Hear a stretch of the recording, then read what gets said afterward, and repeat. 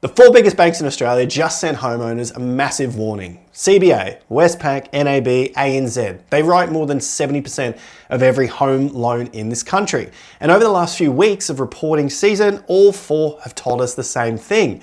Australians are applying for fewer mortgages. Westpac says new mortgage applications are down around 20% since the May budget. CBA came in around 15% lower, with investor applications down about 28%. NAB flagged a drop of roughly 15% in the June quarter, with investors down 17%. And ANZ reported the value of new home applications down about 12%. Now, if you own a home or you're sitting on a deposit or you're carrying an investment property, the next 12 to 18 months decide which side of this you end up on. Today, I want to walk you through four things. First, why a drop in mortgage applications matter more than a drop in prices. Secondly, why the Reserve Bank won't fix it. Then, where have all the investors gone? And finally, how all of this lines up almost perfectly with the 18-year cycle. Now, if you want to learn more about that, I put together a free 18-year cycle workshop. There's a link in the top of the video description. It's absolutely free.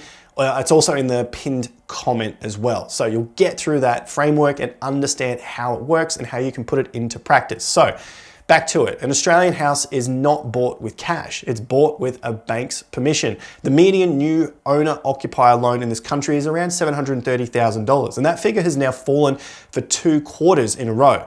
And that number falling tells us something important, because the house price is never set by how many people want the house. It's set by one buyer with one bank saying yes to that price. 10 families can want a place in Sydney. Only one of them turns up with an approval letter from the bank. So when applications fall 15 to 20%, the people disappearing are the ones who had the money. And at auction, the final price is set by the last person still bidding. Take away the funded bidders and the final price comes down with them. So let's put that into real numbers with examples. The average repayment rate today is around 5.9%. So on a $730,000 loan over 30 years, the repayments are roughly $4,300 per month. Before this year's interest rate increases, that same loan cost about $4,000 a month. So it's about a $340 difference per month per average Aussie. Here's why this matters even if you never plan to sell. Your home isn't valued by what you think it's worth. When your bank checks the value of your home, they look at recent sales of similar houses nearby. So if a house that sold for $1 million last year now gets a best offer around $900,000, that $900K becomes the number every house on the street gets measured against. So the obvious question is, who fixes this? For the last 2 decades, the answer was the Reserve Bank. They cut the interest rates, people can borrow more money, and buyers begin to come back so prices can recover. Doesn't seem like they're doing that this time. Every mortgage rate in the country is based on the Reserve Bank's official interest rate. It started 2026 at 3.6%. Now it sits around 4.35%. And they've held it there in June, July, and August. They're holding because inflation is still 3.8%, well above the 2 to 3% target rate that's required at. So when is the rescue coming? CBA's own economists don't expect a rate cut until May 2027, and NAB says June 2027. Westpac and ANZ are looking at August or September 2027. So the rate cut everyone is banking on is at least a year away on the bank's forecasts. In its August statement, it said demand for new home loans has eased by more than expected, and they still refuse to step in. So this is RBA refusing. So there's no rescue coming this year.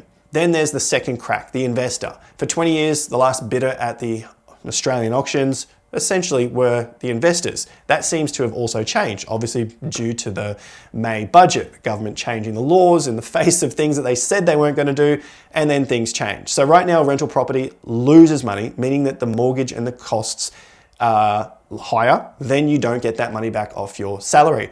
From July next year, that only works if you build a new property. So if you buy an established property after the budget, you can't claim the losses on your salary anymore. And we're already seeing the effects of that. So if you already own a property before the budget, nothing changes. Right now, when an investor sells for a profit, they only pay tax on half of that profit. Again, from July next year, the discount gets replaced with a minimum 30% tax on the gain, no matter when you bought that property. But the policy doesn't start for another year. So we have a year of investors keeping prices upright. Obviously not. Investors have already walked away. We're seeing that in the data. CBA investor applications are down 28%. Westpac investors down around 26%. NAB investors down 17%. And when you split those numbers apart, applications for new builds, which keep the tax break, were only down 15%. Applications for existing properties were down 40%. Investors have already run the numbers and stepped back from existing properties. The amount an investor can borrow on an established property has been cut by an estimated 10 to 20%. So it could be good news for that first time buyer. But for the last bidder at the auction that wants to buy that property, they need to now check with the bank, who are now offering less money for that property every week. Now, I know what a lot of you are thinking because I see it in the comments section. It seems to be none of this is a problem. Your neighborhood still seems fine. The suburb is still up. And you're probably right in some of those areas because the property downturn never arrives at once. It moves in a predictable order. First to fall are the properties that rely most on borrowed money and tax breaks. Then the big cities where prices ran furthest ahead of wages, and last of all, the house you live in. Let's look at where the damage is right now. Sydney fell 1.7% in July alone, and it's now down more than 6% from its peak. Melbourne is down 5.6% from its peak. Brisbane and Adelaide have both fallen 2 months in a row. The numbers of homes on the market is up 36% on last year in Brisbane, 31% in Perth, and 25% in Adelaide. And auction clearance rates, which is the share of homes that sell on the auction day, have dropped into the high 40s and 50% in Sydney and Melbourne. A year ago, they were above 70%. By the time this national headline confirms the turn, it's already happened months earlier in the lending. So I'd say we're seeing early stages of a quote unquote crash. Rates rise during a housing shortage, a tax change removing the last bidder, more homes for sale while fewer of them sell, and it's taking longer to sell the ones that are already on the market. Prices falling while the banks post record profits. They only all click into place when you understand the cycle. Property moves in a cycle of roughly 18 years, about 14 years up, and then about 4 years down. We've seen the same framework happen for over 200 years in the US and over 70 years in Australia. Now, to get to the point of this current peak, we count from the last major bottom, which was around 2012. So 14 years up, you get to around 2026. The final couple of years into the peak is called the winner's curse phase. It's a phase where every last buyer pays the highest price with the lowest deposits, obviously at the worst moment. And the government did that again last year, getting all those first home buyers into the market. Now, let me be fair here because I'm not trying to sell the doom. We still have a housing shortage, which might keep prices up. Plus, we also have inflation, which can keep the nominal price up. The real price is different to the nominal price. The banks don't seem to be in trouble either, and CBA just posted a record annual profit of $10.9 billion. Plus, consumer confidence lifted 6% in August after the Reserve Bank held the rates. So we might be a little early here. We've done it before, but at least we're planning for the next outcomes. So when you weigh it all up, the negatives outnumber the positives at this stage of the cycle. Let's recap 3 of the signals. Signal 1 is the lending. Westpac applications down 20%, CBA down 15%, NAB down 15%, and ANZ down 12%. The first back-to-back quarterly fall in over 3 years. Now, signal 2 are the investors. Applications for investors are down as much as 28%. And investor lending down $4.2 billion in a single quarter. Applications for existing homes are down 40%. Signal 3 is the market itself. The 5 biggest capitals down 3.2% from their peak. Homes for sale up more than a third in Brisbane, and clearance rates stuck in the 40s. We have 3 separate forces all, pushing us in that same direction for the cycle. So here's what to do about all of this. If you own your own home now and your repayments are comfortable, you're not in a difficult position whatsoever. You're basically in the strongest position of anyone watching. What I would do if you're in that position is, and if you want to get some investment properties, is look to refinance debt. Not to say to take anything out, but at least look to get some money off the banks while things are still strong from the banking perspective. Now, if you're in a position where prices are starting to get a little bit tough for you and you're seeing these numbers coming down, run this one number this week.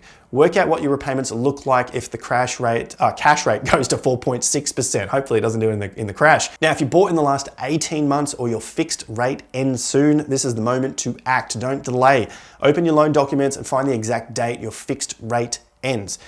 Test it against a 7% rate instead of the 5.9%. If that number makes you feel a little bit scared, Start putting the difference aside every single month until you've got 6 months of repayments saved in cash. That buffer is the only thing standing between you and being a forced seller. If you're saving a deposit and waiting, then patience is working in your favor right now. More homes are for sale. Clearance rates, well, we know where they're at, below 40%. And every month your position begins to improve, but don't chase the first strong auction weekend because spring will produce one. We're getting close to spring and everybody will call it the bottom. Everyone was wrong and the prices are all going up from here. What you can do from this point, go to open homes in the suburbs that you actually want to live in or invest in, even better, and ask the agents 2 questions. How many days has it been listed for and how many times has the price been cut? You can also do that from your computer. Check domain.com and all of those property websites online. That'll give you the real answers. Sometimes the agents try to hide them. And if you're an investor carrying some debt, understand exactly what changed. Established properties lose their negative gearing from July 2027 and the tax change on selling applies no matter when you bought. The amount you can borrow on them has been cut by 10 to 20%, so the banks say, which means the deal now has to work on the rent coming in rather than on the tax offers giving you your next refund. Those numbers will tell us whether we're right, early, or wrong. And if you want a deeper understanding of this and where we sit in the 18-year cycle, the free workshop is linked in the description and in the pinned comment. So I want to hear from you guys about all of this. Do applications bounce back once buyers adjust to the new tax rules and prices simply stall for a year or so? Or do investor lending keep shrinking into 2027 until the discounting spreads out of Sydney and Melbourne and into everywhere else? Let me know in the comments section. I read every single one of those and I reply to as many as I possibly can. I also cover charts, stocks, commodities, and Bitcoin over on my other channel, Jason Pizzino. There's a link to that in the video description too. I'll see you guys in the next video. Until then, take care and peace out.